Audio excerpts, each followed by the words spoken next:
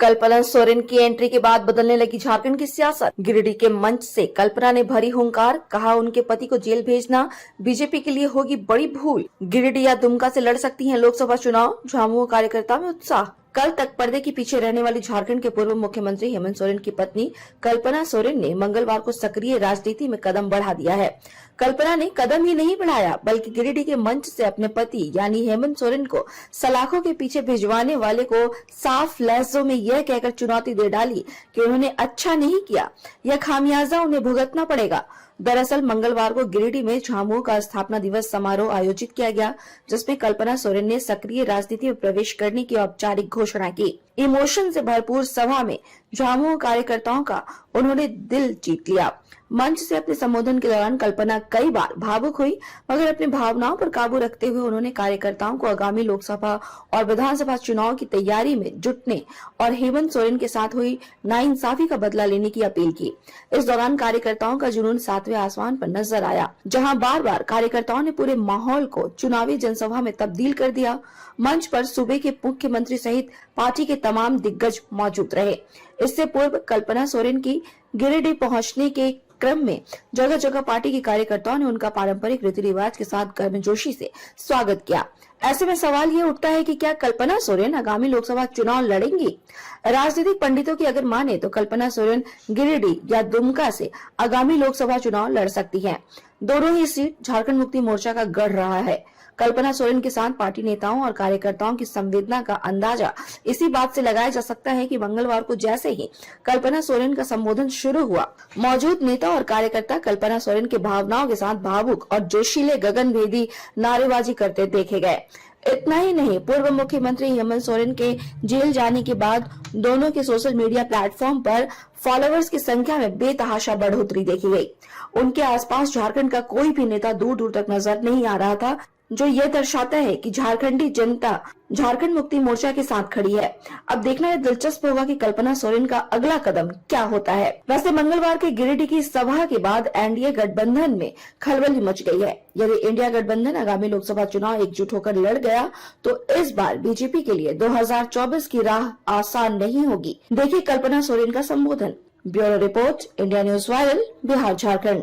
चारों तरफ जो खड़ा है, इसका ये आक्रोश देखकर मेरे तन बदन में तो आग लग रही है। आपके अंदर में आग ही कि नहीं वो आवाज? तो जोर से चिल्लाकर ये बता दीजिए इस खुले मैदान से कि होटवार कचेरी तक आवाज आए, आपके दादा के काम तक आवाज है कि इतना प्यार, इतना सम्मान, इतना दिल में रखने वाला प्यार अगर है तो जोर से चिल्लाकर बोलिए, हेमंत सोरेन जिंदाबाद, हेमंत सोरेन जिंदाबाद, हेमंत सोरेन जिंदाबाद। आज जिन लोगों का ये इतना बड़ा षड्यंत्र रचा गया है, जिसकी वजह से उनको जेल का रास्ता दिखाया गया है, इसी से ये पता चलता है कि कितनी नीची घटिया सोच है ऐसे लोगों की, जो दिल्ली में तो जरूर बैठते हैं लेकिन दिल्ली वालों के अंदर दिल धड़कता ही नहीं है। क्यों? क्योंकि यहाँ बेचारे आदिवासी, दलित, अल्पसंख्यक, जिनको ये लोग कीड़ा समझते हैं, उसके वजह से इन्हें लगता है कि हम इनके साथ कुछ भी कर सकते हैं। इनकी इसी व्यवहार की से ये पता चलता है कि इनके अंदर में कितनी घृणा भरी हुई है, जो हमारे पूर्व माननीय मुख्यमंत्री जी को उनके पद से उतारने के लिए भी उनको बाध्य कर दिया, उनको अपना जगह छोड़ना पड़ा, सिर्फ इसलिए ताकि झारखंड की सरकार किसी के सामने झुके नहीं। उनके अंदर में जो द्वेष था वो ये था कि झारखंड का सरकार, झारखंडी का सरकार, अपना सरकार, आदिवासियों, मूलवासियों, दलितों, वंचितों का सरकार, उनको गिराने की इनकी जो मंशा थी वो बिखर गई। लेकिन हमारे जितने भी विधायकगण हैं यहाँ और जितने हमारे कार्यकर्ता सामने खड़े हैं, इनके मनोबल से ये प्रतीत होता है कि हमने उनको परास्त तो कर दिया, लेकिन आने वाले समय के लिए आप सभी को मिलकर अपने उस आशीर्वाद को वोट के द्वारा ये दिलाना है कि झारखंड कभी झुकेगा नहीं, झारखंडी कभी झुकेगा नहीं। आज 4 तारीख है, कल 3 था, कल मेरा जन्मदिन था और कल वो दिन था जिस दिन मुझे उनसे मिलने का समय मिला।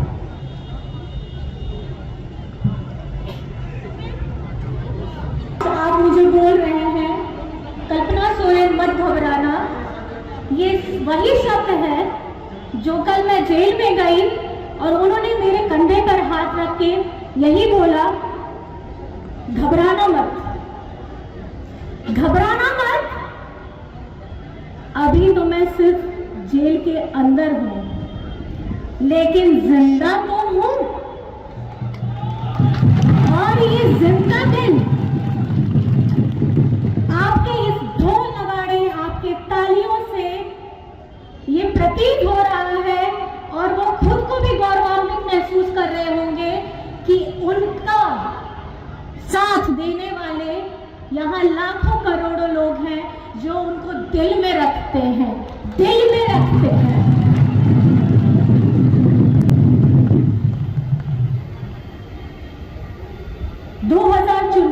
का चुनाव हुआ,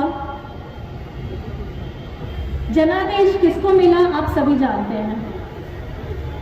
आप लोगों का प्यार आशीर्वाद मिला, हेमंत जी की नेतृत्व में सरकार भी बनी और जैसे ही वो सरकार बनी हमारे विरोधियों ने चाल चलना शुरू कर दिया। उसी तारीख से जिस तारीख हमारी झारखंडी सरकार बनी, हमारा गौरवान्वित सरकार बना जो आपके द्वारा चुना गया था।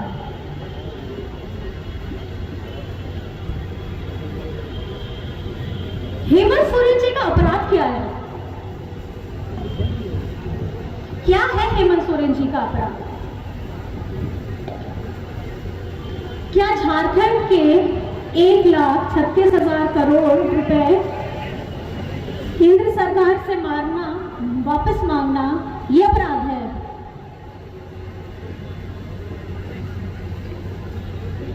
या विधानसभा द्वारा पारित 27% आरक्षण पिछड़ों के लिए मांगना, क्या यह अपराध है? क्या आदिवासी सरना धर्म कोड मांगना यह अपराध है? क्या यहाँ जन भावना के अनुरूप स्थानीय नीति के बारे में बात उठाना यह अपराध है?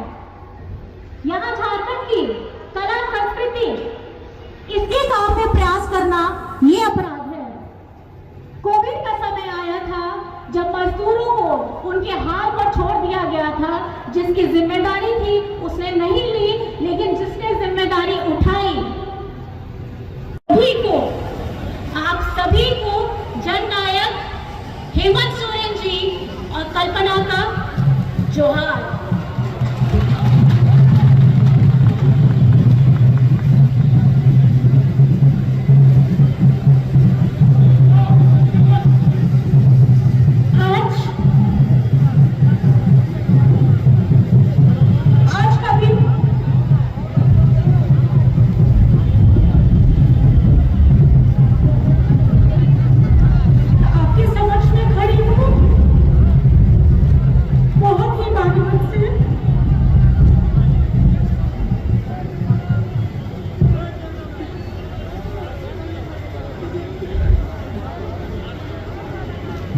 एक पिता के रूप में मेरे ससुर जी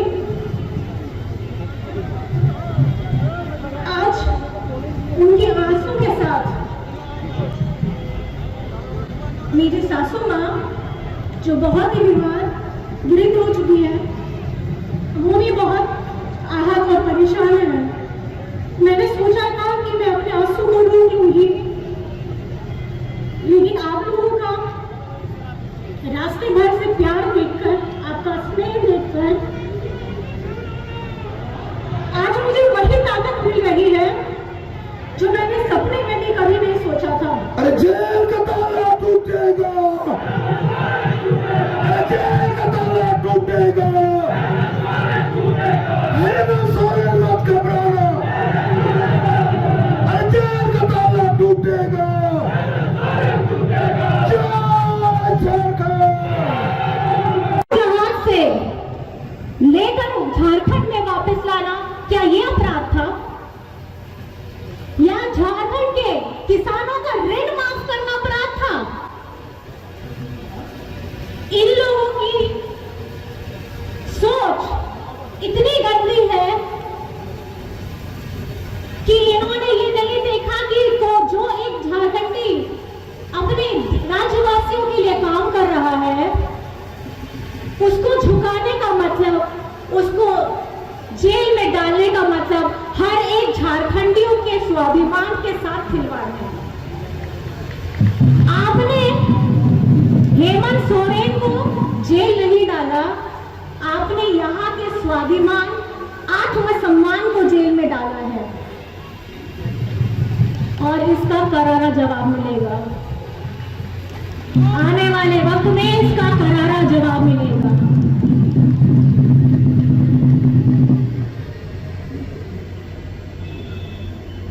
यहाँ पे आए मैं बहुत सारे माताओं बहनों को सामने में देख रही हूँ और क्षमा मांगना चाहूंगी कि आप लोग हमारे इंतजार के लिए, मुझे सुनने के लिए, मुझे आशीष वचन देने के लिए यहाँ इतने दूर से आए हैं। मैं अपने आप को सौभाग्यशाली मानती हूँ कि इस बहू को, झारखंड की बहू को आपने इतना प्यार दिया है कि ये बहू अब आपकी बेटी बनने के लिए भी तैयार है। और आप जैसे लोगों के लिए, आप जैसे लोगों के लिए जो मेरे पति के दिल में बसते हैं, आज वो मेरे लिए दिल में भी बस रहे हैं। इतना प्यार, इतना सम्मान आज मुझे आप लोगों के द्वारा मिल रहा है। एक एक जन, छोटा बच्चा, मेरी बहन, मेरी माँ, मेरी सहेली, मेरे कार्यकर्ता लोग, आप लोगों का साथ जो मुझे मिल रहा है,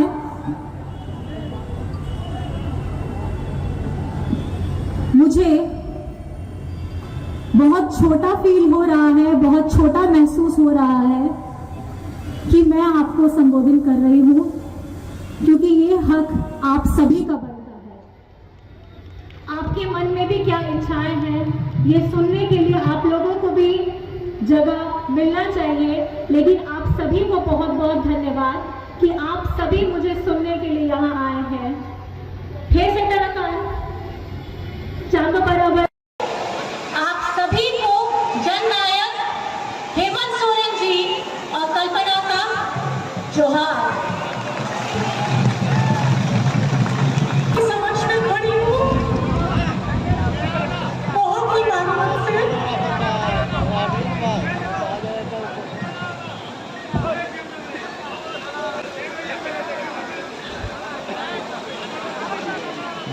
एक पिता के रूप में मेरे ससुर जी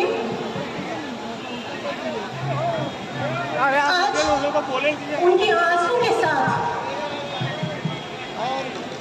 मेरी सासू माँ जो बहुत ही बीमार वृद्ध हो चुकी है, वो भी बहुत आहत और परेशान है। मैंने सोचा था कि मैं अपने आंसू को रोक लूंगी, लेकिन आप लोगों का रास्ते भर से प्यार देखकर, आपका स्नेह देखकर